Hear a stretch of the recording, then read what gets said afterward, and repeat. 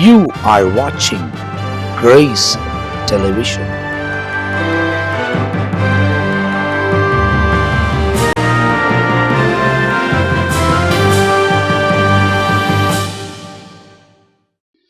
ஆண்டவரும் அருமை இரட்சகராக இயேசு கிறிஸ்துவின் நாமத்தினால் உங்கள் யாவருக்கும் எங்கள் அன்பின் வாழ்த்துக்களையும் ஸ்தோத்திரங்களையும் தெரிவித்துக் கொள்கிறோம்.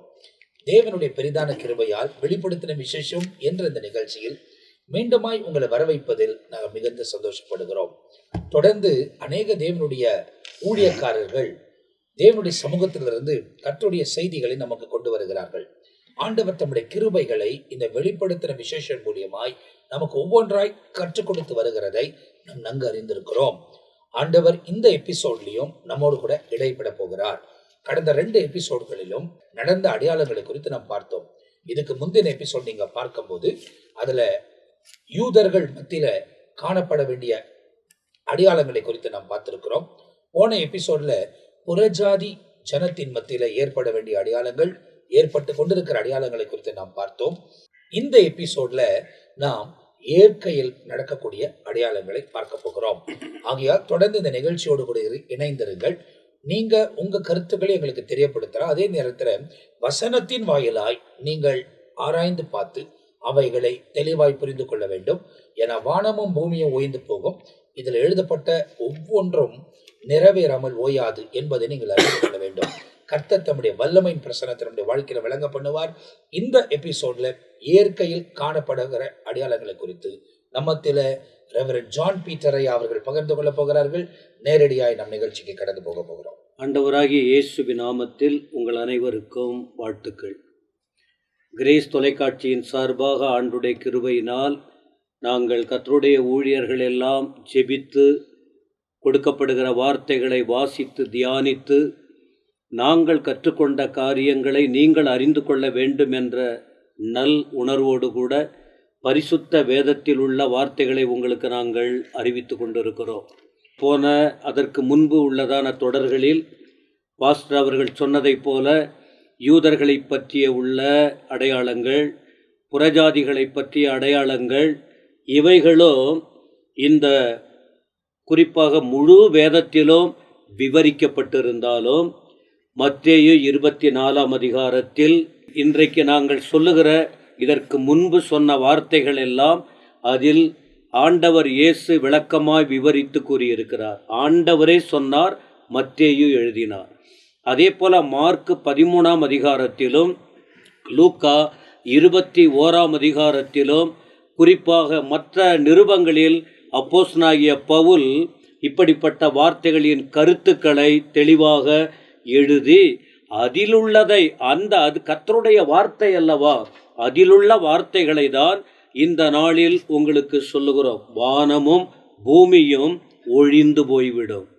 இந்த வேதத்தில் உள்ள வார்த்தைகள் ஒரு நாளும் ஒழிந்து போகாது என்று பரிசுத்த ஆவியானவர் வேதத்தில் எழுதி வைத்திருக்கிறார். மத்தேயு 24:3 பாருங்கள். ஏற்கனவே நாங்கள் கர்த்தருடைய பிள்ளைகள் ஒவ்வொருவரும் அந்த வசனத்தை தான் மேற்கோள் காட்டி எங்களுக்கு கொடுக்கப்பட்ட தலைப்புக்குள்ளே சென்று நாங்கள் விவரமாய் உங்களுக்கு நாங்கள் குறிப்பிடுகிறோம். பின்பு அவர் ஒலிவ மலையின் மேல் உட்கார்ந்திருக்கையில் சீஷர்கள் அவரிடத்தில் தனித்து வந்து, இவைகள் எப்பொழுது சம்பவிக்கும்? உம்முடைய வருகைக்கும் உலகத்தின் முடிவுக்கும் அடையாளம் என்ன? எங்களுக்கு சொல்ல வேண்டும் என்றார். ஏன் திடீர்னு ஒலிவமலையில் உட்கார்ந்திருக்கும் போது சீஷர்கள் இந்த வருகையை குறித்து உலகத்தின் காரியம், உலகத்தின் முடிவுக்குட்பட்ட காரியம் ஏன் கேட்க வேண்டும் என்று சொன்னால், ஆண்டவர் இயேசு கடைசி காலத்தை குறித்தோம் வருகையின் காரியங்களை குறித்தோம் தன்னுடைய சீஷர்களுக்கு அவர் கற்றுக் கொடுத்தார். ஒரு குறிப்பிட்ட காரியங்களை மட்டும் அவர் சொல்லவில்லை. பாருங்கள், அவர் ஒரு நல்ல தலைவர், அவர் நல்ல கற்றுக் கொடுக்கிறவர். தன்னோடு கூட இருக்கிற சீஷர்கள் அது தான் மட்டும் அறிந்து செயல்படுத்த வேண்டும் என்று இல்லாமல் கூட இருக்கிற அவர்களுக்கும் தெளிவானதை போதித்தால் அவர்கள் பல கோடி மக்களுக்கு இந்த வார்த்தைகளை சொல்லி பரலோக ராஜ்யத்திற்கு வர வேண்டும் என்கிற அந்த உணர்வை தூண்டிவிடும்படியாய் கர்த்தராகிய இயேசு இந்த காரியங்களை அவர்களுக்கு கற்றுக் கொடுத்தார். அப்படி கற்றுக் கொடுக்கும் போது அவர்களுக்குள்ளே ஒரு சந்தேகம் ஆண்டவரிடத்தில் கூட இருக்கும்போது தெளிவை பெற்றுக்கொள்ளும்படியாக அவர்கள் கேட்டார்கள். அப்பொழுதுதான் அவர் சொல்லுகிறார், இயேசு அவர்களுக்கு பிரதியுத்தரமாக, ஒருவனும் உங்களை வஞ்சியாதபடிக்கு எச்சரிக்கையாய் இருங்கள். ஏன் இந்த வார்த்தைகளை சொல்லுகிறார்? வஞ்சிக்கிற காலம் இது. ஆண்டுடைய வருகைக்கும் இந்த உலகத்தில் அவர் அன்றைக்கு 2000 வருஷத்துக்கு முன்ன அவர் சொல்லும் போதே ஏமாற்றுகிற மக்கள், வஞ்சிக்கிற மக்கள் அன்றைக்கும் இருந்தார்கள். சீடர்களே, உங்கள் காலங்களிலும் நீங்கள் தெளிவான போதனைகளை கற்றுக் கொடுக்கும் போது உங்கள் காலங்களிலும் உங்களையே வஞ்சிப்பார்கள். நான் உங்களுக்கு கற்றுக் கொடுக்கிற இந்த காரியங்களை நீங்கள் நம்ப முடியாதபடிக்கு நீங்களே வழிவிலகி போகக்கூடிய அளவுக்கு உங்களை வழிநடத்துவார்கள். எனவே நீங்கள் எச்சரிக்கையாயிருங்கள் என்று சொல்லிதான் அவர் இந்த 4 பிரிவாக இந்த வசனங்களை குறிப்பாக 4 பகுதியாய் கூட பிரித்து சொல்ல முடியும். அந்த 4 பிரிவை குறித்துதான் இந்த நாட்களில் நாங்கள் அதை படித்து கொண்டிருக்கிறோம். என்ன? யூதர்களும் அவருடைய நாட்களில் இருக்கிற வருகையை குறித்த அடையாளம். புறஜாதிகள் யார்? அவர்களுடைய காலங்களை குறித்த இயேசுவின் வருகையை குறித்த அடையாளம். 3வது, இயற்கைக்கும் இயற்கையில் ஏற்படும் மாற்றங்கள் அவருடைய வருகைக்குரிய அடையாளம். அந்த இயற்கையை குறித்துதான் அந்த வருகை குறித்து ஆண்டவர் இவர்களுக்கு ஒரு பகுதியாக விளக்கி கொடுக்கிறார். ஆண்டவர் யார் என்றால் இந்த இயற்கையை உண்டாக்கினவர், முழு உலகத்தை உண்டாக்கினவர். இயற்கையின் அடையாளம் என்று சொல்லும்போது இந்த இயற்கை செயற்கையாய் வரவில்லை. இயற்கையாக ஒரு மழை வருகிறது, தானாக வருவதும் இருக்கிறது. ஆனால் இந்த காலங்களில் செயற்கையாக மழையை கொண்டு வருகிற நிலையும் இருக்கிறது.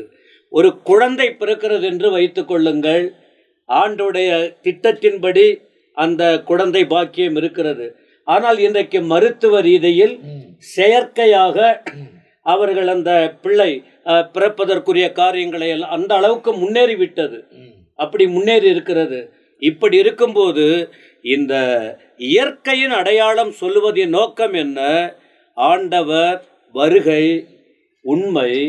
ஆண்டவர் இயேசு வரப்போகிறார்.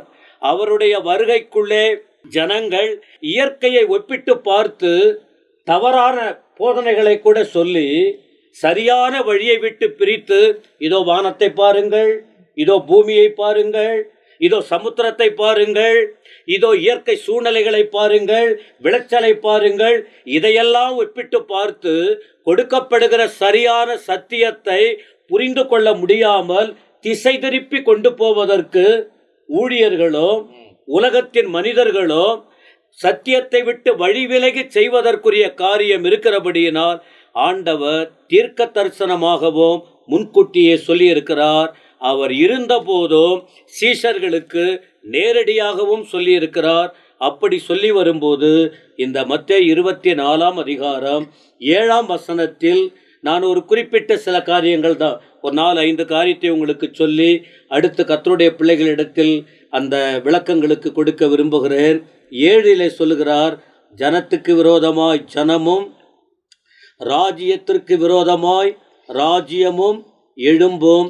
இதோடு சேர்ந்து குறிப்பா பஞ்சங்கள், யுத்தங்கள் என்று வரும்போது ஆட்சி அதிலே வருகிறது, ஆளுகை. அப்ப அந்த ஆளுகை குறித்து புறஜாதி யூத ஆளுகை, அந்த ஆளுகைக்குட்பட்டு ஏற்படுகிற யுத்த காரியங்கள், அது நாம் ஏற்கனவே விளக்கமாய் விவரித்து சொல்லி இருக்கிறோம். பஞ்சம் என்று வரும்போது அது இயற்கையில் ஏற்படுகிற காரியங்கள். அப்ப அந்த இயற்கை என்று சொல்லும் போது வானத்துக்கு கீழே பூமியிலே, பூமியோடு வானத்துக்கு மேல் இருக்கிற பல வானங்கள், வானாதி வானம் என்று சொல்லப்பட்டிருக்கிறது. வானங்களுக்கு மேலே உள்ள காரியங்கள், அதை அதுக்கு மேலே உள்ள காரியங்கள் அல்ல, அந்த வானத்தோடு சேர்ந்து வானத்தில் ஏற்படுகிற காரியத்தோடு பூமியில் ஏற்படுகிற விஷயங்கள் எல்லாம் சேர்த்துதான் இயற்கையின் காரியங்கள் என்று நாம் விளக்கி சொல்ல முடியும். அப்படி சொல்லும்போது பஞ்சம் இந்த நாட்களில் இதெல்லாம் நம்ம புள்ளி விவரத்தோடு சொன்னால், நாம் தேதி குறிப்பிட்டு வருடம் அப்படியெல்லாம் சொன்னால் லட்சக்கணக்கான சம்பவங்களை சுட்டி காட்ட முடியும்.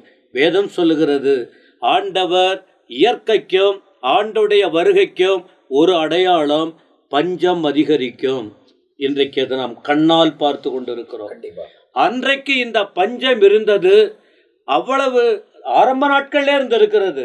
வேதாகமத்திய நாட்களிலேயே, ஆபிரகாம் நாட்களில், ஈசாக்கு நாட்களில், அன்றைக்கு இருந்த தேவ பிள்ளைகளின் காலங்களிலும் பஞ்சம் இருந்திருக்கிறது. எலியாவின் நாட்களில் அவர்கள் அந்த பஞ்ச நாட்களில் போஷிக்கப்பட்டது, அதெல்லாம் சொல்லி இருக்கிறது. ஆனால் இங்கே கர்த்தராகிய இயேசு கிறிஸ்து சொல்லுகிற இந்த பஞ்சம் அவருடைய வருகையை ஒட்டியுள்ள காரியம். இப்பொழுது பஞ்சத்தால், முன்பு அந்த பஞ்சத்தால் கஷ்டப்பட்ட ஜனங்களின் நிலைகளை நாம் அவ்வளவு பேப்பர் பார்த்துதான், செய்தித்தாளை படித்துதான் புரிந்து கொண்டோம். ஆனால் இன்றைக்கு இந்த விஞ்ஞான உலகத்தில் உடனடியா எந்தெந்த இடத்துல என்னென்ன நடக்குது, எவ்வளோ கஷ்டப்படுறாங்கிறத உடனே பார்க்கிற அளவுக்கு ஆண்டுடைய வார்த்தை நிறைவேறுதலாய் காணப்படுகிறது. ஒன்று பஞ்சம், இரண்டாவது கொள்ளை நோய். இந்த கொள்ளை நோயை வரிசைப்படுத்த வேண்டுமா? 2 வருஷத்துக்கு முன்னே உள்ள காரியங்களுக்கு போக வேண்டுமா? இந்த 2 வருடமே நமக்கு போதுமே. அவருடைய வருகைக்கு ஒரு காரியம் கண்டிப்பா. இது பல வருஷம் கொள்ளை நோய் வந்து கொண்டே இருந்து, கொள்ளை நோய்னா என்ன? திடீரென்று வாரி கொண்டு போவது, மனிதனுடைய யோசனையால் புரிந்து கொள்ள முடியாதபடி. அதாவது நம்ம காலகட்டத்தில் ஏற்படாத ஒரு அழிவு இப்ப நம்ம கண்களுக்கு முன்புதான் நடந்திருக்கிறது. குறிப்பா இந்த வார்த்தைகளை உங்களுக்கு சொல்லி கொண்டிருக்கிற இந்த நேரத்தில், இந்த வார்த்தைகளை உங்களுக்கு நாங்கள் அறிவித்துக் கொண்டிருக்கிறோமே. அப்ப என்ன விஷயம்? இதை நாங்கள் வலியுறுத்தி சொல்லுவதின் காரணம் என்ன? இயேசுவின் வருகை சீக்கிரம். மூன்றாவது பாருங்கள், பூமி அதிர்ச்சி பல இடங்களில் அன்றைக்கு அவர் உண்டாகும் என்று சொன்னார். பூமி அதிர்ச்சி உண்டாகும் என்று சொன்னார். அதே வசனத்தில் தான், 7ஆம் வசனத்தில், மத்தேயு 24:7 பூமி அதிர்ச்சி பல இடங்களில் உண்டாகும்.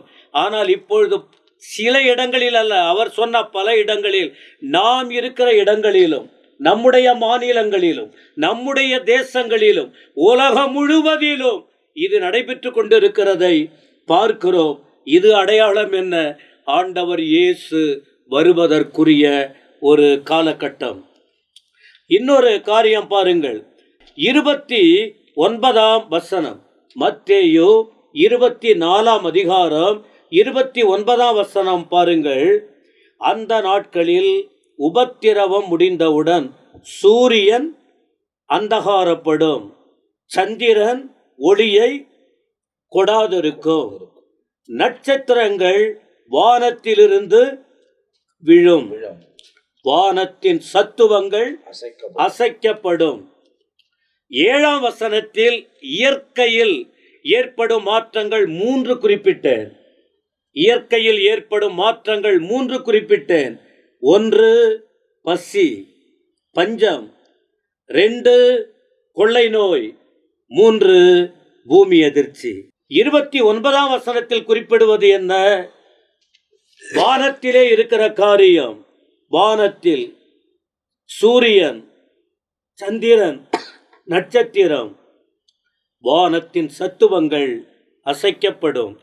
இவைகள் எல்லாம் இப்பொழுது, அன்றைக்கு அவர் சொன்னார், இன்றைக்கு நாம் பார்த்து கொண்டிருக்கிறோம். ஆகாய் 2:21 இந்த வானத்தில் நடக்கிற காரியங்களை குறித்த காரியங்களை ஆகாய் குறிப்பிட்டிருக்கிறார். ஆகாய் 2:21 வானத்தையும் பூமியையும் நான் அசைய பண்ணுவேன் என்று ஆகாய் தீர்க்கதரிசி அங்கே குறிப்பிட்டார். அந்த வசனத்தின்படியே ஆண்டவர் இயேசு இந்த இடத்திலே அதை உறுதிப்படுத்தும்படி சொன்னார். இன்றைக்கு நாம் கண்கூடாய் பலவற்றை பார்த்து கொண்டிருக்கிறோம்.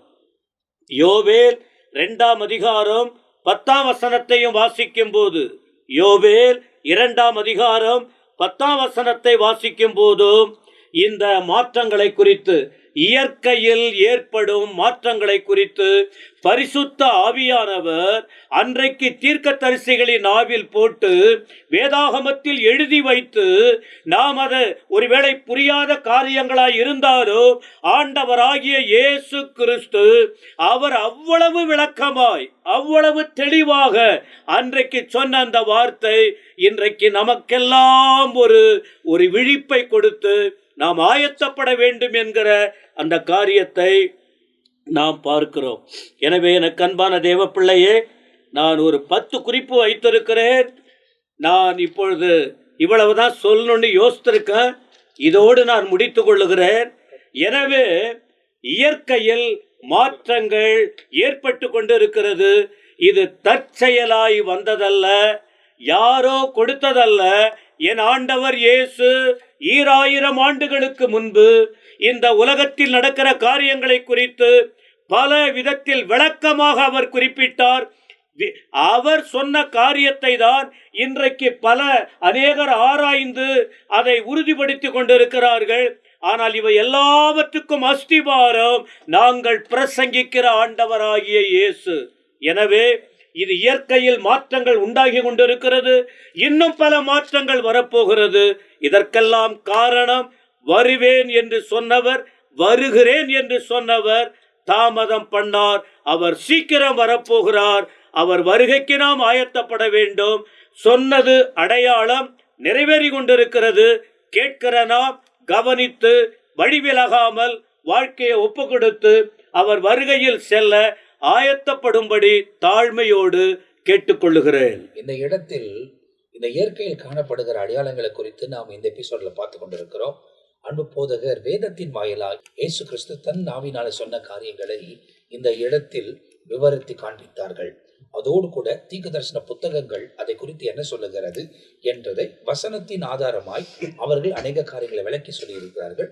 இதுக்கு இன்னும் கூடுதலாக அன்பு போதகர் அவர்கள் நம்மோடு கூட பகிர்ந்து கொள்வார்கள். ஆண்டவருடைய நாமத்துக்கு மகிமை உண்டாகட்டும். இயற்கையில் காணப்படும் அடையாளங்கள் என்று சொல்லி அருமை ஐயா அவர்கள் பேச நாம் கேட்டோம். ஆண்டவர் லூக்கா 21ஆம் அதிகாரம் 25ஆம் வசனத்துல சூரியனிலும் சந்திரனிலும் நட்சத்திரங்களிலும் அடையாளங்கள் தோன்றும். ஆண்டவராகிய இயேசு கிறிஸ்து வருவதற்கு முன்பதாக பல அடையாளங்களை ஆண்டவர் சொன்னார். பல அடையாளங்களை தீர்க்க தரிசனமாக அவருடைய வருகைக்கு முன்பதாக சம்பவிக்க போகிற காரியங்களை சீஷர்கள் ஆண்டவரிடத்துல வந்து கேட்டார்கள். உம்முடைய வருகைக்கும் இவைகள் சம்பவிக்க போகிற நாட்களையும் நாங்கள் அறிவிப்பதற்கு அடையாளம் என்ன என்று கேட்டார்கள். அப்போ ஆண்டவராகிய தேவன் இயேசு ஒவ்வொரு அடையாளத்தை ஆண்டவர் சொல்லுகிறார். அதிலே பார்க்கும்போது சூரியனிலும் சந்திரனிலும் நட்சத்திரங்களிலும் அடையாளங்கள் தோன்றும். இது இயற்கையில காணப்படுகிற, நேச்சுரலா காணப்படுகிற சயின்ஸ் என்று நாம் பார்க்க போகிறோம். நேச்சுரலா காணப்படுகிற ஒரு அடையாளங்கள். அப்ப பாருங்க, இதுல நம்ம பார்க்கும்போது முதலாவது ஆண்டவர் சொல்லும்போது வெள்ளி கிரகணத்துல, அதாவது வீனஸ்ல நம்ம பார்த்தோம்னு சொன்னா, ஏற்கனவே ரஷ்ய விஞ்ஞானிகள் அதுல கண்டுபிடிச்சிட்டாங்க. 5 நிமிஷத்துக்கு 100 முறை அக்கினி ஸ்பார்க்கிங் ஆயிட்டே இருக்குதான் வீனஸ், இந்த வெள்ளி கிரகணத்துல. ஆனா இதுவரைக்கும் அது எதனால வருகிறது, ஏன் வருகிறதுன்னு சொல்லி யாராலையும் கண்டுபிடிக்க முடியல. வானத்துல நம்ம பார்க்கும்போது அநேக அடையாளங்கள், அநேக இயற்கைக்கு மேற்பட்ட அடையாளங்கள் எல்லாம் நடந்து கொண்டே இருக்கிறது என்று நாம் பார்க்கிறோம். 2வது, வானத்தில் காணப்படும் பயங்கரமான தோற்றங்கள். இப்போ சோசியல் மீடியால நம்ம பார்ப்போம், திடீர்னு சொல்லி இயேசு கிறிஸ்துவுடைய முகத்தை போல வந்தது, தேவதூதன் ஒரு முகத்தை போல இருக்கிறது. இதெல்லாம் ஏற்கனவே அநேக நாடுகளில் இவ்விதமாய் கண்டிருக்கிறார்கள். நார்வேல இவ்விதமாய் பார்த்திருக்காங்க, ஸ்வீடன்ல பார்த்திருக்காங்க. ஏன் நம்முடைய இந்திய தேசத்துல மிஷினரிகள் எல்லாம் ஒருமனப்பட்டு 100 பெண்கள் அவங்க ஜபம் பண்ணுகிற இடத்துல, பாம்பேல இருந்து அவங்க வெளியே அந்த இடத்துல பார்க்கும்போது வானத்துல மிக ஒரு பெரிய ஒரு வட்டமும், அதில் இதோ நான் சீக்கிரமாய் வரப்போகிறேன் என்ற ஒரு எழுத்தையும் அவர்கள் கண்டதாக பேப்பர்ல எல்லாம் வந்திருக்கிறது. இன்னைக்கு அதே போல ஒவ்வொரு ஸ்வீடன் தேசத்திலேயும் மற்றும் பல இடங்களிலே வானங்களிலே அடையாளம். ஏன் இப்ப நம்ம பார்க்கிற காலகட்டத்தில கூட தேவதூதன் வருகிறது போலவும் போர்கிறதை போலவும் வானத்தினுடைய மேகங்கள் காட்சி அளிக்கிறதாக நாம் பார்த்து கொண்டிருக்கிறோம். இவைகள் எல்லாம் நடக்கும் என்று தான் ஆண்டவர் சொல்லி இருக்கிறார். சில போலியா கிராபிக்ஸ்ல பண்றாங்க, அதை நம்ம ஈஸியா சுலபமா கண்டுபிடிச்சிடலாம். ஆனா எல்லா கண்களும் பார்க்கத்தக்கதாக சில காரியங்கள், இயற்கைக்கு மேல அடையாளங்கள் நடந்து வருகிறது. அது வேதம் திட்டவட்டமாய் சொல்லுகிறது. அதே போல பறக்கும் தட்டுகள், நம்ம கேள்விப்பட்டிருக்கிறோம். விண்ணுலகத்திலிருந்து மனிதர்கள் வந்தார்கள், விசித்திரமான முகங்கள் அவர்களுக்குள் இருந்தது என்றெல்லாம் நாம பார்க்கிறோம். இப்பேற்பட்ட அடையாளங்களும் அமெரிக்க தேசத்திலேயும் மற்ற எல்லா நாடுகளிலும் நடந்ததாக பார்த்ததாக அநேக காரியங்கள், சான்றுகள் நமக்கு சொல்லப்படுகிறது. விண்கோளங்களிலே அடையாளங்கள், வானத்தில் இருக்கிற நட்சத்திரங்களிலே மற்ற அந்த கோணங்களிலே அடையாளங்கள் அநேகம் காணப்படுகிறது. அதையும் வேதம் நமக்கு அநேக காரியங்கள் சொல்லப்படுகிறது. அதற்கான அநேக சான்றுகளும் இருக்கிறது. ஐந்தாவதாக பூமி அதிர்ச்சிகளும் சூறாவளிகளும் கடல் கொந்தளிப்பும் உண்டாகும் என்று ஆண்டவர் மத்தேயு 24 அதிகாரம் 7 வசனத்திலேயும், லூக்காவின் புஸ்தகம் 21 அதிகாரம் 11 வசனத்திலேயும் ஆண்டவராகிய இயேசு கிறிஸ்துவே அநேக அடையாளங்களை குறித்து சொல்லியிருக்கிறார். பூமி அதிர்ச்சிகளும் கொள்ளை நோய்களும் எழும்பும், இவைகள் எல்லாம் இயற்கைக்கு மேலாக சம்பவிக்கிற காரியங்கள். வானத்தின் சத்துவங்கள், கடல் கொந்தளிப்பு, இவையெல்லாம் இயற்கையாக சில அடையாளங்கள் வரும். இவைகள் எல்லாம் வேதனைகளுக்கு ஆரம்பம் என்று ஆண்டவர் சொன்ன காரியங்கள் இக்காலகட்டத்தில் நடந்து வருகிறதை நாம் பார்த்து கொண்டே இருக்கிறோம். அதே போல ஆண்டவர் மத்தேயு 24 அதிகாரம் 7 வசனம் சொல்ற பஞ்சங்களும் கொள்ளை நோய்களும் உண்டாகும்.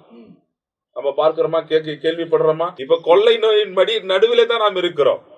பஞ்சங்களும் இருக்கிறது, கொள்ளை நோய்கள் நடுவிலே தான் நாம் இருக்கிறோம். அப்போ நாம் அறிந்து கொள்ள வேண்டும், நாம் வாழ்கிற நாட்கள் கடைசி நாட்கள். லவோதிக்கியா சபையின் காலகட்டத்திலே, சபையின் 7வது சபையின் காலகட்டத்தில் நாம் இருக்கிறோம். இயேசு சீக்கிரம் வரப்போகிறார். 7வது அடையாளம் கொள்ளை நோய்கள் காணப்படும். நான் சொன்ன இந்த பஞ்சங்களும் மக்களுடைய ஜனத்தொகை நாளுக்கு நாள் பாத்தீங்கன்னா அதிகரித்து கொண்டே போகிறது. ஒவ்வொரு வருஷமும் பாத்தீங்கன்னா மரிக்கிற ஒரு கூட்டமும் இருக்கிறது, பிறக்கிற ஒரு கூட்டமும் இருக்கிறது. பாத்தீங்கன்னா இப்ப ஜனத்தொகை அதிகமாய்த்தான் மாறிக்கொண்டிருக்கிறது. இதுவும் ஒரு அடையாளம் என்று ஆண்டவர் சொன்னார். இப்ப அதுவும் நடந்து கொண்டேதான் இருக்கிறது. 7வது அடையாளம் கொள்ளை நோய்கள். இந்த கொள்ளை நோய்கள் மத்தியிலே நாம் வாழ்ந்து கொண்டிருக்கிறோம். இதற்கு டெபினேஷன் நம்ம எதுவும் கொடுக்க வேண்டியதில்லை. ஒருவருக்கொருவர் கிட்ட நெருங்கி நம்மால வர முடியவில்லை. நாம் யாரையும் உறவுகள், பெற்றோர்கள், உடன் பிறந்தவர்கள் என்று சொல்லி கூட நாம் போய் அவர்களை தொட்டு உதவி செய்ய முடியாத ஒரு காலகட்டத்தில் நாம் இருக்கிறோம். ஆண்டவராகிய தேவன் அன்றைக்கே சொல்லிவிட்டார், கொள்ளை நோய்களும் பஞ்சங்களும் பூமியில் உண்டாகும், இவைகள் வேதனைகளுக்கு ஆரம்பம். பிரியமானவர்களே, இது வேதனைக்குரிய ஒரு காலம். இயேசு சீக்கிரம் வரப்போகிறார். அவருடைய அடையாளங்கள் நடந்து கொண்டிருக்கிறது. நாமும் ஆயத்தப்படுவோம். அதாவது ஆயத்தப்படணும் அப்படின்றதுதான் ரொம்ப முக்கியமான ஒரு காரியம். கொள்ளை நோய்கள் அப்படின்னு சொல்லும் போது நம்ம அந்த கொள்ளை நோய்களின் காலத்தில் வாழ்ந்து கொண்டு இருக்கிறோம். சில காரியங்கள் எல்லாம் என்ன சொல்றாங்கன்னா, இதெல்லாம் பயங்கரமானவர்கள் எல்லாம் இன்னும் சந்திக்க வேண்டியது இருக்கிறது இன்னும் வரும் நாட்களிலே அப்படின்னு சொல்லி பலவிதமான காரியங்கள் நமக்கு முன்னே வைக்கப்படுகிறது. அவைகளை இன்னும் பார்க்கல. இப்போ பார்த்துருக்கிறது ரொம்ப அதிர்ச்சியான காரியங்கள். ஏற்கனவே லாக்டவுனுக்குள்ள போய் வந்தவங்களுக்கெல்லாம் அது எவ்வளோ கடினமாக இருந்தது. அந்த நாட்களில் என்னென்னலாம் செய்ய வேண்டியதாக இருந்தது. அந்த நாட்கள் நிறைய பிரியமானவர்களை இழந்த போது ஒருவர் கடந்து போய் பார்க்க முடியாத, ஆறுதல் படுத்த முடியாத, அவங்களோடு நின்று ஜெபம் பண்ண முடியாத, கணவன் மனைவியை பார்க்க முடியல, மனைவி கணவனை பார்க்க முடியல, பெற்றோர்கள் பிள்ளையை பார்க்க முடியல, பிள்ளைகள் பெற்றோர்களை பார்க்க முடியல. நிறைய சம்பவங்கள் நம்ம கண்களுக்கு முன்பதாக நடந்து கொண்டிருக்கிறது. இவைகள் இன்னும் அதிகமாய் நடக்கும் என்பதாகவும் சொல்லப்படுகிறது. ஆகையால் எச்சரிப்படைவோம். இன்னும் கூடுதலாக நம்முடைய அன்பு போதுகிறது. ஆண்டவராகிய இயேசுவின் நாமம் மகிமைப்படுவதாக. இயற்கையில் ஏற்படுகிறதான மாற்றங்கள், அடையாளங்களை குறித்து பார்த்தோம். ஓரிரு வசனத்தை மட்டுமே உங்களுக்கு ஞாபகப்படுத்த ஆசைப்படுகிறேன். இதுவரையிலும் நிகழ்ந்திராத உபத்திரவங்கள் நடக்கும் என்று சொல்லி வேதம் தெளிவாய் சொல்கிறது. இதுவரையிலும் நடக்காத உபத்திரவமும் இனிமேல் நடக்காத சில உபத்திரவங்களும் குறித்து வேதம் சொல்கிற மத்தேயு சுவிசேஷம் 24வது அதிகாரம் 21வது வசனம். ஏனெனில் உலகம் உண்டானது முதல் இதுவரைக்கும் சம்பவித்திராததும், நன்றாய் கவனிங்க, உலகம் உண்டானது முதல் இதுவரையிலும் சம்பவித்திராததும் இனிமேலும் சம்பவியாததுமான மிகுந்த உபத்திரவம் அப்பொழுது உண்டாயிருக்கும். மிகுந்த உபத்திரவம் அப்போது உங்களுக்கு உண்டாயிருக்கும். இப்போதே பார்த்தாலும் நாம் உபத்திரவத்திற்குள்ளே தான் இருக்கிறோம். காரணம் என்னன்னு கேட்டா, வெளியில சந்தோஷமா தைரியமா வெளியே போக முடியல, அந்த அளவுக்கு உபத்திரவங்கள் காணப்படுகிறது. மார்க் எழுதின சுவிசேஷம் 13வது அதிகாரத்துல 19வது வசனத்தையும் பாருங்கள். ஏனெனில் தேவன் உலகத்தை சிருஷ்டித்தது முதல் இது வரைக்கும் சம்பவித்திராததும் இனிமேலும் சம்பவியாததுமான உபத்திரவம் அந்நாளில் உண்டாயிருக்கும். அப்போ இதிலிருந்து தெரிது என்னன்னு கேட்டா, இதுவரையிலும் நிகழாத சம்பவங்கள், உபத்திரவங்கள் வரும் என்று சொல்லி அங்கே சொல்லப்பட்டிருக்கிறது. பிரியமானவர்களே, அது மட்டுமல்லாதபடிக்கு நாம் இந்த பூமி அதிர்ச்சிகள், மகா பெரிய பூமி அதிர்ச்சிகளை குறித்து ஊழியக்காரர்கள் அவர்கள் பேசினார்கள். அதில் சில புள்ளி விவரங்களை உங்களுக்கு நான் கொடுக்க ஆசைப்படுகிறேன். குறிப்பாக 2003வது ஆண்டிலே நடந்ததான பூமி அதிர்ச்சியில 2000 பேர் மரித்ததாக, 10,000 பேர் மிகவும் காயப்பட்டதாக சொல்லப்படுகிறது. அது நடந்த அந்த பூமி அதிர்ச்சி 3 நிமிடம் தான். 3 நிமிடத்துல 2000 பேர் மரித்திருக்கிறார்கள், 10,000 பேர் காயம் அடைந்திருக்கிறார்கள். 2004வது ஆண்டிலே ஈரான் அந்த தேசத்திலே நடந்ததான அந்த பூமி அதிர்ச்சியிலே பார்க்கும்போது 26,000 பேர் மரித்திருக்கிறார்கள். அது மட்டுமல்லாதபடிக்கு 30,000 பேர் காயம் அடைந்திருக்கிறார்கள். அது மட்டுமல்லாதபடிக்கு அதே 2004வது வருடம் இந்தோனேஷியாவில் நடந்ததான அந்த பூமி அதிர்ச்சியில 2,30,000 பேர் மரித்ததாக புள்ளி விவரம் சொல்லுகிறது. 2008வது ஆண்டிலே சீனாவில் நடந்ததான அந்த பூமி அதிர்ச்சியில் 69,000 பேர் மரித்திருக்கிறார்கள், 80,000 பேர் காணவில்லை, எங்க போனாங்கன்னு தெரியல.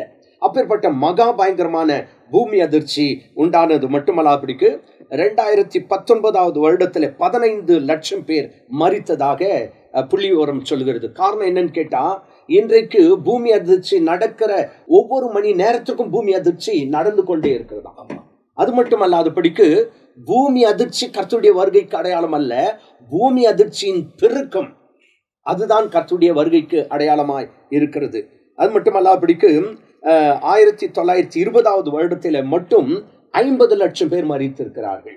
1932வது வருஷத்துல பார்க்கும்போது அதாவது ஏறக்குறைய 1 கோடி பேர் பஞ்சத்துல மரித்திருக்கிறார்கள். அப்போ பூமி அதிர்ச்சி, பஞ்சங்கள் எல்லாம் பெருகி கொண்டே இருக்க காரணம் என்னன்னு கேட்டா, ஆண்டவராகிய இயேசு கிறிஸ்து சீக்கிரமாய் வரப்போகிறார் என்பதற்கு அது ஒரு அடையாளமாய் இருக்கிறது. மாத்திரமல்ல, இதுவரையிலும் நிகழாத, இதுவரையிலும் நடைபெறாத பயங்கரமான உபத்திரவங்கள் வரும். இன்னும் ஒரே ஒரு வசனம், மத்தேயு சுவிசேஷம் 24வது அதிகாரம் 38வது வசனத்தை. எப்படி எனில், ஜலப்பிரளயத்துக்கு முன்னான காலத்திலே நோவா பேழைக்குள் பிரவேசிக்கும் நாள் வரைக்கும் ஜனங்கள் புசித்தும் குடித்தும் பெண் கொண்டும் பெண் கொடுத்தோம் ஜலப்பிரளயம் வந்து அனைவரையும் வாரிக்கொண்டு போகும் மட்டும் உணராதிருந்தார்கள். இன்றைக்கு வருகை குறித்த உணர்வே கிடையாது. நன்றாய் கவனிங்க. நான் என்னுடைய 22வது வயதிலிருந்து நான் சில கூட்டங்கள், ஆவிக்குரிய கூட்டங்களை நான் போய் அட்டன் பண்ணியிருக்கேன். அப்போ ஒரு ஆவிக்குரிய கூட்டம் நடக்கும் அப்படின்னு சொன்னா ஒரு பத்திரிகை, அதாவது ஒரு நோட்டீஸ் ஒன்று போடுவாங்க. அதுல பார்த்தீங்கன்னா பெரிய எழுத்துல நற்செய்தி கூட்டம் என்று போடுவாங்க, அல்லது எழுப்புதல் கூட்டம், இன்னிசையில் நற்செய்தி என்று பெரிய எழுத்துல போடுவாங்க. ஆனா அந்த பிரசங்கியார் பெயர் சின்னதா இருக்கும். ஆனா கொஞ்சம் கொஞ்சமா வசனம் ஒண்ணு மேல ஒண்ணு இருக்கும். இப்போ வசனமே இல்லை. என்ன என்று பார்த்தால் அங்க பெரிய எழுத்துல ஊழியக்காரருடைய போட்டோ மட்டும் இருக்கும், மற்றதெல்லாம் சின்ன எழுத்துல இருக்கும். இப்போ ஊழியக்காரருடைய பெயர் கூட சின்னதா வந்துருச்சு, ஊழியக்காரருடைய போட்டோ தான் பெருசா வந்துருச்சு. தேவனுடைய நாம அங்க மகிமைப்படுவது கிடையாது. காரணம் என்னன்னு கேட்டா, தற்பிரியராய் வாழ ஆரம்பித்து விட்டார்கள். இதெல்லாம் கூட இப்போது காணப்படுகிறதான ஒரு மாறுதலை இது காட்டுகிறது. பெருமையின் ஆவி அதிகமா வந்துடுச்சு. தேவனை வெளிப்படுத்துவதை விட மனிதனை தன்னை வெளிப்படுத்துகிற நாட்களா இது காணப்படும் போது நாம் ஜாக்கிரதையா இருக்க வேண்டும். எல்லாவற்றையும் சோதித்தறிந்து நலமானதை பற்றி கொள்ள வேண்டும் என்ற வேத வசனத்தின்படி கள்ள தீர்க்கதரிசிகள், கள்ள போதகர்கள், கள்ள கிறிஸ்துக்கள் வருவார்கள் என்ற அந்த வேத வசனத்தின்படி பார்க்கும்போது இந்த நாட்களில் அப்பேற்பட்ட கள்ள தீர்க்கதரிசி, கள்ள போதகர்கள், கள்ள கிறிஸ்துக்கள் அதிகமாக எழும்பியிருக்கிறார்கள். நாம் ஜாக்கிரதையா இருக்க வேண்டும். அவருடைய வருகை நாள் மிக சமீபமா இருக்கபடினால் நாம் அசதியாயிராது படிக்கும் ஒவ்வொரு நாளும் காலத்தின் அருமையை அறிந்து வாழாவிடில் கண்ணீர் விடுவாயே என்று பாடுகிறது போல இந்த தேவன் சீக்கிரமாய் வரப்போகிறார். அவருடைய வருகைக்கு ஆயத்தமாவோம். கர்த்தர் நம்மை ஆசீர்வதிப்பாராக. தொடர்ச்சியா அன்பு போதுகர் அவர்களும் பகிர்ந்து கொள்ள போகிறார்கள். கர்த்தருடைய நாமம் மகிமைப்படுவதாக. இயற்கையில் காணப்படுகிறதான அடையாளங்கள். நாம் ஆராதிக்கிற ஆண்டவராகிய இயேசு கிறிஸ்து தன்னுடைய வருகை குறித்து அவர் சொல்லும் பொழுது சீஷர்கள் கேட்ட கேள்விக்கு அவர் சொன்னதான அநேக காரியங்கள் உண்டு. ஆண்டவரே, உம்முடைய வருகைக்கும் இந்த உலகத்தினுடைய முடிவுக்கும் என்ன அடையாளங்கள்? அப்போ அவர் பட்டியல் போட்டு காட்டுவார். மத்தேயு 24 அதிகாரத்திலும் லூக்காவின் புத்தகம் 21 அதிகாரத்திலும் அடையாளங்களை குறித்து அதிகமாக ஆண்டவர் அவருடைய வாய்மொழியாகவே அவர் சொல்லியிருக்கிற காரியங்கள். அதில் விசேஷமா ஒவ்வொரு பகுதிகளாக குறித்து நாம் தியானித்துக் கொண்டு வருகிறோம். இந்த நேரத்தில் இயற்கையில் காணப்படுகிற அடையாளங்கள். இன்னைக்கு நம்முடைய 21வது நூற்றாண்டில வாழ்கிற நாம் அநேகர் சொல்லுகிற காரியம், இயற்கை நமக்கு சாதகமாக இல்லை. ஏன்னா ஒரு காலத்துல மழை இப்பதான் பொழியும், இப்ப பொழியாது. இந்த காலத்துல வெயில் வரும், வெயில் வராதுன்னு தான் சொல்லுவாங்க. இன்னைக்கு அப்படி அல்ல. எப்போ என்ன நடக்கிறது, இயற்கை நமக்கு சாதகமாகவே இல்லை. நினைத்து கூட பார்க்காத அளவுக்கு மழை வருகிறது, நினைத்து கூட பார்க்காத அளவுக்கு வறட்சி வருகிறது. மழையே இல்லாம வறட்சி போகிற காலமும் இருக்கிறது. அதிகமான மழை வந்து சேதத்தை உண்டாக்குற காரியமும் பார்க்கிறோம். அப்போ இன்னைக்கு பேப்பர் நியூஸ் பார்த்தாக்கா 70% இயற்கையாய் வருகிற மழையை காட்டிலும் 70 மடங்கு அதிகமாக மழை பொழிந்து இருக்கிறது என்று சொல்றாங்க. அப்படி என்றால் இயற்கை நமக்கு சாதகமாக இல்லை. அப்ப இயற்கை எதை எச்சரிக்கிறது? நம் ஆண்டவராகிய இயேசு கிறிஸ்துனுடைய வருகைக்கு முன்பாக இயற்கையில மாற்றங்கள் இருக்கும். அது வானத்தில் இருக்கிறதான இயற்கையில் இருக்கிற காரியங்கள் மாற்றத்தை பார்க்க முடிகிறது. பூமிக்குட்பட்ட இயற்கைக்குட்பட்ட காரியத்தை நம்மால பார்க்க முடிகிறது. அது விசேஷமாக சூரியன், சந்திரன் ஆண்டவர் ஒப்பிட்டு சொல்வார். லூக்காவின் புத்தகம் மத்தேயு 24 வாசித்து பார்க்கும் பொழுது சூரியனிலும் சந்திரனிலும் நட்சத்திரனிலும் அடையாளங்கள் தோன்றும். பாருங்க, அவர் சொல்லும் பொழுது எதில் அடையாளம் இருக்குதா? சூரியனிலும். லூக்காவின் புத்தகம் 21 அதிகாரம் 25 வாசித்து பார்க்கும் பொழுது சூரியனிலும் நட்சத்திரத்திலும் சந்திரனிலும் என்ன இருக்குமா? அடையாளங்கள்.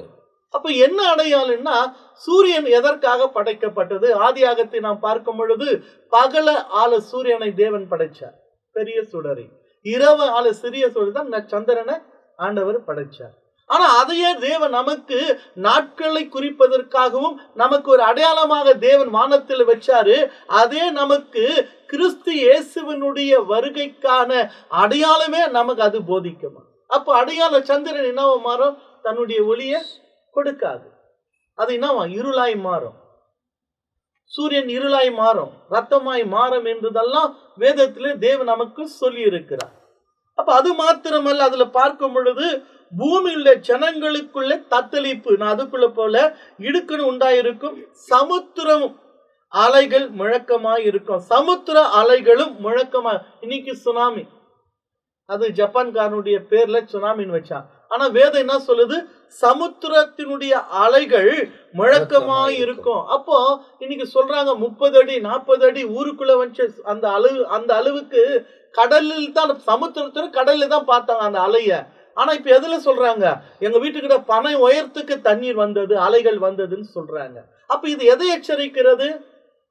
இன்னைக்கு இந்த 21வது நூற்றாண்டுல அது சுனாமி என்று சொல்லிட்டு ஜப்பான்காரனுடைய பேரை சொல்லி அழைக்கிறோம். ஆனா வேதம் அதுக்கு என்ன சொல்லுதுன்னா, சமுத்திரமும் அலைகளும் முழக்கமாயிருக்கும். சமுத்திரம் அலைகள், சமுத்திரத்தில் இருக்கிற அலைகள் முழக்கமாயிருக்கும். இன்னைக்கு பேப்பர் நியூஸ் எல்லாம் பார்க்கும் பொழுது சமுத்திர கடல் எல்லாம் கொந்தளித்து கொண்டு இருக்கிறது. மீனவர்கள் எல்லாம் மீன் பிடிக்க போகக்கூடாது. ஏன்னா கடல் அலைகள் எப்படி இருக்குங்க? முழக்கமா இருக்கிறது. முழுகி போகிற அளவுக்கு, கப்பல் முழுகி போகிற அளவுக்கு, படகுகள் முழுகி போகிற அளவுக்கு.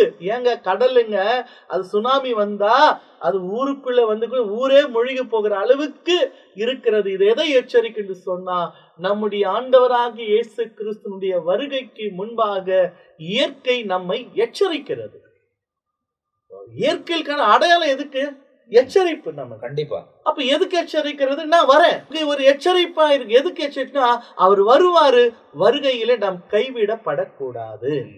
ஏன்னா அவருடைய வாஞ்ச விருப்பம் ஒரு ஆத்துமா கூட நரகத்துக்கு போவது என்னுடைய விருப்பம் இல்லை என்று சொல்றார். அப்போ அடையாளங்கள் என்பது ஆதியாகமம் தொடங்கி வெளிப்படுத்தின புத்தகம் வரைக்கும் நீங்க வாஸ்து பார்த்தீங்கன்னு சொன்னா, ஆண்டவர் வேதத்தை அநேக இடத்துல அடையாள மொழியில் தான் சொல்லி இருக்கிறார். ஏன்னு சொன்னா நாம் புரிந்து கொள்வதற்கும் நாம் எச்சரிக்கையா இருப்பதற்கும் கூட. வெளிப்படுத்தின புத்தகம் கூட வாஸ்து பார்த்தா அடையாள மொழியில் தான் சொல்லப்பட்டிருக்கிறது.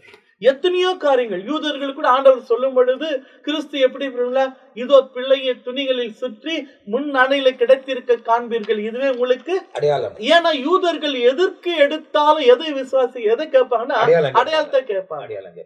இயேசுநாதர் நீங்க தேவாலயத்துல ஒரு கல்லின் மேல் ஒரு கல் இராதபடிக்கு இடிக்கப்பட்டு போக நாட்கள் வரும் என்று தான் சொன்னாங்க.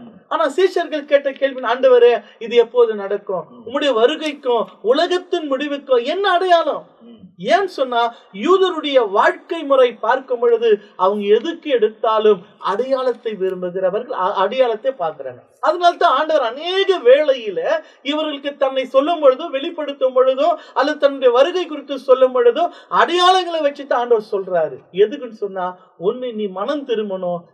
அடையாளங்கள் என்பது நாம் கிறிஸ்து இயேசு வருகைக்கான அடையாளங்கள் என்பது நாம் எச்சரிக்கையா இருந்து மனம் திரும்பி அவருடைய கட்டளைக்கு கீழ்ப்படிந்து பரிசுத்தமான வாழ்க்கை வாழ்ந்து அவர் வருகையில் வசனம் அது லூக்கா அதே சொல்வாரு 36, 21, 36. ஆகையால் இனி சம்பவிக்க போகிற இவைகளுக்கெல்லாம் நீ தப்பி மனுஷகுமாரனுக்கு முன்பாக நிற்க பாத்திரவான்களா எனப்படுவதற்கு எப்பொழுது ஜெபம் பண்ணி விழித்திருங்க. இந்த அடையாளத்தெல்லாம் சொன்ன பிறகு தப்பித்துக் கொள்வதற்கான வழியை கூட சொல்றாரு. அதுதான் என்னன்னு சொன்னா ஜெபம் பண்ணு. அப்போ அடையாளம் என்பது நம்மை எச்சரிக்கும்படியாய், நம் மனம் திரும்பும்படியாய் அல்லது நம் ஆழ்த்தப்படுத்தபடியாய் நமக்கு எத்தனையோ அடையாளங்கள் இருக்கிறது. அதில் ஒன்று இயற்கையில் காணப்படுகிற அடையாளம். வானத்தில் அநேக அடையாளங்கள், சரித்திரத்தை பேப்பர் நியூஸ் எல்லாம் பார்த்தீங்கன்னு சொன்னா அநேக அடையாளங்கள் நடக்கிறது. இயற்கைக்கு மாற இப்படிப்பட்ட சம்பவம் வானத்தில் இதற்கு கண்டிராத அடையாளம் எல்லாம் பார்க்கிறாங்க. பூமியில இதுவரைக்கும் இருக்கு நடக்காத காரியம் எல்லாம் பார்க்குது. இந்த அடையாளம் எதுக்குன்னு சொன்னா கிறிஸ்து வருவார். இவைகள் எல்லாம் நம்மை முன்கூட்டியே இயற்கை நம்மை எச்சரிக்கிறது. அப்போ இயற்கையின் அடையாளங்களை குறித்து இந்த எபிசோடில் நம்ம பார்த்திருக்கிறோம். கூடமான அளவுக்கு வேதத்தின் ஆதாரத்தோட வசனங்களோடு கூட ஊழியக்காரர்கள் பரிசுத்த ஆவியானவர் அவங்களுக்கு வெளிப்படுத்தினதை இன்றைக்கு நம்மோடு கூட பகிர்ந்து கொண்டிருக்கிறார்கள். ஆகையால் தொடர்ந்து எல்லாரும் தன் முடிவுல சொல்கிற ஒரே ஒரு காரியம், ஆயத்தமா இருப்போம், ஆயத்தப்படுத்துவோம் அப்படின்னு சொல்றதுதான் இதுடைய மூல காரணமே. நீங்கள் தேவ சமூகத்துல நீங்க ஆயத்தமாகணும், பிறர் ஆயத்தப்படுத்தணும். எச்சரிக்கையா இருங்க. இயேசு சீக்கிரமாய் வரப்போகிறார். ஆண்டவர் தம்முடைய கிருபைகளை விளங்க பண்ணுவார். இந்த எபிசோடின் முடிவுல கூட நம்ம மத்தியில ரெவரண்ட் ஜெயக்குமார் அவர்கள் ஜெபிப்பார்கள். அவங்களோடு கூட இணைந்து நாம் ஜெபிப்போம். கிருபை நிறைந்த நல்ல தகப்பனே, இந்த நல்ல வேலைக்காய் உமக்கு ஸ்தோத்திரம். இது ஆண்டவரே உம்முடைய வருகைக்கான அடையாளங்களிலே இயற்கையில் காணப்படுகிற அடையாளங்களை குறித்து நாங்கள் தியானிக்கும்படியாய் இதன் வழியாக அநேக மக்களுக்கு ஆண்டவரே அந்த அடையாளத்தை குறித்து எடுத்து சொல்ல எங்களுக்கு கொடுத்த இந்த தருணத்துக்காய் ஸ்தோத்திரம்.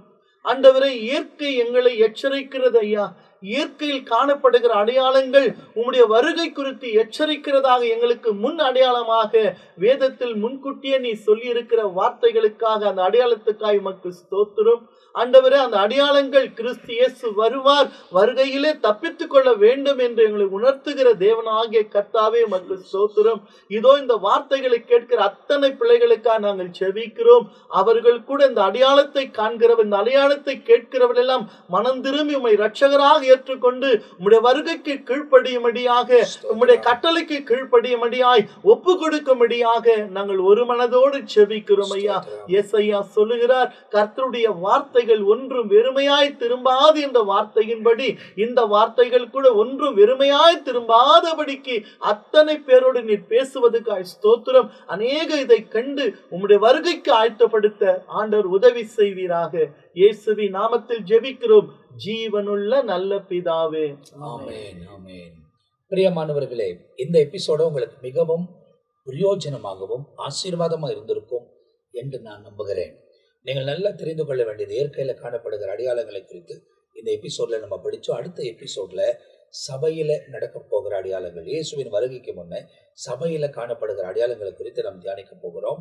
தொடர்ந்து நிகழ்ச்சியை பாருங்க. இதை பார்க்கிற நீங்கள் மற்றவங்களோடு இந்த காரியங்களை பகிர்ந்து கொள்ளுங்கள், ஷேர் பண்ணுங்க, உங்க கமெண்ட்ஸை தெரியப்படுத்துங்க. உங்களுக்கு கூடுதலான தகவல்கள் இருக்குமானால் எங்களோடு கூட பகிர்ந்து கொள்ளுங்கள். அது எங்களுக்கும் பிரயோஜனமா இருக்கும். ஆண்டவர் பெரிய காரியங்களை செய்வார். அடுத்த எபிசோட்ல உங்களை சந்திக்கிற வரை நாங்கள் எல்லாரும் உங்களிடத்தில் விடைபெறுகிறோம். கர்த்தர் உங்களை ஆசீர்வதிப்பாராக. ஆமென், ஆமென்.